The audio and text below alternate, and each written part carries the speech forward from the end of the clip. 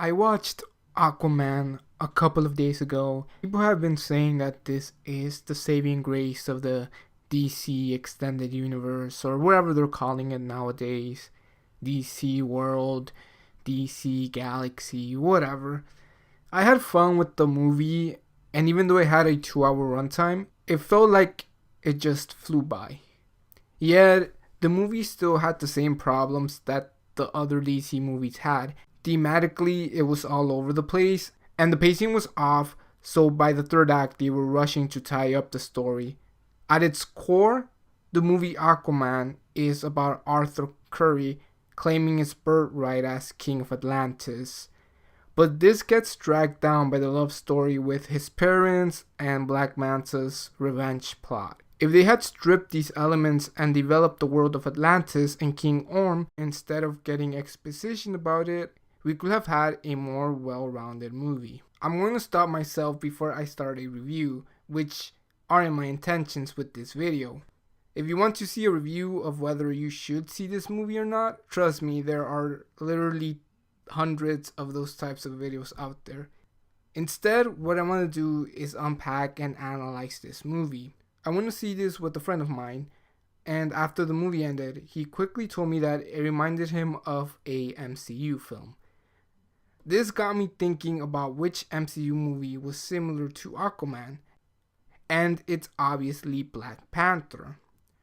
Aquaman and Black Panther are good examples of the way that superhero movies depict kings and monarchies that are based off of ancient traditions and customs, and narratively speaking, these movies both have the same story structure. There's an outsider that is returning to their mystical homeland. Yet the context of these two outsiders are vastly different, and we as the audience are asked to view them in different ways. Killmonger is the villain of Black Panther. He's the son of an American woman and a Wakandan man. Killmonger believes in the stories that his father had told him about Wakanda. Arthur Curry is half human and half Atlantean, but he is the hero of the movie. He sees certain stories of Atlantis as a myth and doesn't romanticize it. So who are the established kings in the beginning of these movies? Black Panther is presented as a hero, someone who's attempting to keep Wakanda and its resources under protection and stop those who would use the vibranium for evil purposes. And Ocean Master as the villain, who has manipulated and coerced many so that he could build an army capable of going against the human world. The way that both of these kings react to the outsiders is in a very similar fashion, which is to not acknowledge the legitimacy of their heritage. They seem to be aware of their existence beforehand, but neither of them did anything to try and reach out to them before things escalated. When Killmonger expresses his desires to be king and use Wakandan technology to help other Africans that are oppressed in various parts of the world, he gets laughed at by the royal court for wanting to rule a place that he hasn't spent time in. And T'Challa says that his only concern is helping the Wakandan people, and he doesn't care that Killmonger had killed Claw. There is no correlation between these titles. To be a king doesn't necessarily mean you're a hero or a villain, and vice versa. To be an outsider doesn't mean you're a villain or a hero, although both of these movies have a clear vision of what a hero is. In this part of the video, I'm going to be focusing more on Aquaman, just because this is a hot take on this movie. Orm the king is the villain and Aquaman the outsider is the hero. And that is how the movie presents these two characters. How does Arthur Curry gain the status of a hero? In parts of Justice League and in Aquaman, he's a very reluctant hero. When Bruce Wayne goes and tries to recruit him for the Justice League, he very selfishly rejects his offer, bringing up that he doesn't necessarily want to die like Superman did. In his movie, when Mera goes looking for Arthur, he doesn't want anything to do with the kingdom that was responsible for the death of his mother. In these early scenes of these movies, he does commit acts of heroism, such as feeding a town and saving a boat filled with people. He, along with the Justice League, prevent the arrival of Apocalypse, thus saving the world. When the situation is dire and requires it, Arthur becomes a hero, but when it's not, he's a reluctant one. Yet there are more shades of grey that encompass Arthur, especially in the scenes when he's fighting against Black Manta and his father. Instead of merely apprehending them and taking them to the authorities, he acts like their judge, jury, and essentially executor. When Black Manta's father sees that Aquaman is attacking his son, he naturally goes and tries to defend him, causing Aquaman to push him back onto an electrical grid and goes back to beating on Black Manta. His father is still alive, tries to shoot Aquaman, but misses and causes these missiles to fall on top of his legs, restraining him. At this point, the ship is sinking and the water in the room is rising. Aquaman is leaving while Black Manta is trying to get the missiles off of his father, but they're too heavy for him, and he's begging Aquaman to help him. He doesn't help them, pointing out the irony of his request, and he leaves them there with no way of knowing what will happen to them. Later on in the movie, Arthur tells Mera that he feels guilty over this. This might be an unpopular opinion, but he kind of is guilty. If Arthur would have pushed him away too hard, causing him to die, then that would be when you say something like, I feel I was responsible, or I feel I'm guilty. But Arthur deliberately left him there to die, so I feel that he's guilty. Something that I want to point out, because I can already see people bringing this up, is that Arthur never calls or refers to himself as a hero. He's referred to this title directly by Mera, Volko, and his mother, who perceive King Orm's tyrant actions as bringing more harm to Atlantis than good. You see, Orm represents this us versus them mentality and has this hatred for the surface world that was probably instilled in him by his father and other Atlanteans who feel this way.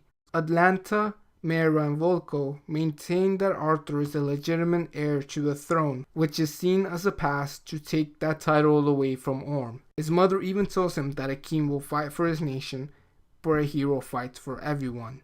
Orm is a king in all traditional ways. He sees the outsider as a threat and tries to deal with it in the best way that he knows how. He sees his wife Mera as a betrayer of Atlantis and goes after her. He sees the surface world as a threat to Atlantis and tries to go after them. He goes after what threatens Atlantis. On the other hand, Aquaman is afraid of King Orm destroying not only Atlantis but also the surface world, so he decides to go on this journey to stop him, because he wants to maintain the status quo, which is coexistence, instead of Orm's position of nuking it out. So how does Aquaman become King of Atlantis? Is he voted in by the Atlanteans? No. Does he fight Orm in a traditional battle where the victor is crowned as king? Well, no. Aquaman manages to get his hands on Atlan's trident, and while battling Orm, Arthur destroys Orm's trident, which had previously belonged to his father. Then Orm gets arrested, leaving the way for Arthur to become a king. But what does Atlan's trident represent? It of course belonged to Atlantis' first king, Atlan. It represents monarchy, furthermore an old ancient monarchy, as the trident was seen to be merely a fairy tale. By the trident returning to Atlantis, it represents Atlantis returning to a former glory. But how do the soldiers of Atlantis first see this trident being used? Well, it's being wielded by Aquaman, the man who had previously challenged their current king and escaped with their king's wife. And what are Aquaman's actions as wielder of the trident? In his attempts to ward off the fighting between Atlantean forces against the forces of the Kingdom of Brine, he attacks Atlantean soldiers with the help of Keratin, a leviathan of mythical proportions, and the Trench, which are literal monsters that Atlanteans are afraid of. He wants to stop the fighting by showing them brute force, which leaves casualties behind, as Mera points out. King Nereus only starts chanting in support to Aquaman after he sees that he's controlling the Trench. In the eyes of the Atlantis people, he's acting in the best interest of humanity, not of Atlanteans. Mera says that Atlanteans have to see Arthur not only wielding the trident, but also defeating Orm, for them to accept him as their king. So where does Arthur decide to do this fight? Not in the kingdom of Atlantis, nor in that arena where they had fought before, but out in the battlefield. apparently in the territory of Prime, in front of only soldiers. Not only that, but they're not fighting. Not only that, but they're not fighting underwater. Then Mera proclaims that Arthur is the new king of Atlantis in front of only the soldiers. There is no big announcement in front of the royal court, and there isn't a coronation ceremony either. Mera's announcement in the movie felt cheap and almost low budget. And there was no big reveal to the people of Atlantis that King Orm had orchestrated the submarine attack to create a pretext for going to war with the surface world, or that he killed the Fisherman King. In the eyes of the general population of Atlantis, Aquaman is a tyrant who orchestrated a political coup against their king. Yet we, the audience, see Aquaman as the hero, because that's what the movie and the characters closest to Aquaman are presenting us with. He's depicted as compassionate, kind, able to have empathy, and wants change, but not in a radical way, just like Black Panther. That is why Aquaman the Outsider and Black Panther the King are seen as the true superheroes and not Killmonger or Ocean Master. To be a hero is to have one set of responsibilities, and to be a king is to have another set of responsibilities. So then what does it mean to be a king/hero? The way that these movies define what a hero is by saying that a hero wants to keep the status quo, while villain is depicted as someone that wants to radically and very loudly change the way that things have always been.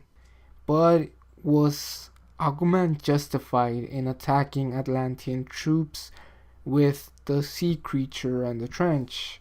Was it justified for Black Panther to unilaterally decide to open up the borders of Wakanda and expose its secrets to the rest of the world? I'm not saying that T'Challa or Arthur are tyrants in their pursuit of keeping their people safe. I think it's a question best left to their prospective sequels, as there will be those in the royal court that will question Aquaman's rise to the throne of Atlantis and Black Panther's decision to open up Wakanda's borders. Both decisions will lead to not only coexistence, but to a more direct interaction between these two sets of worlds. If you enjoyed this video, please subscribe and give this video a big old thumbs up. To see more content like this, it would be greatly appreciated. Thank you.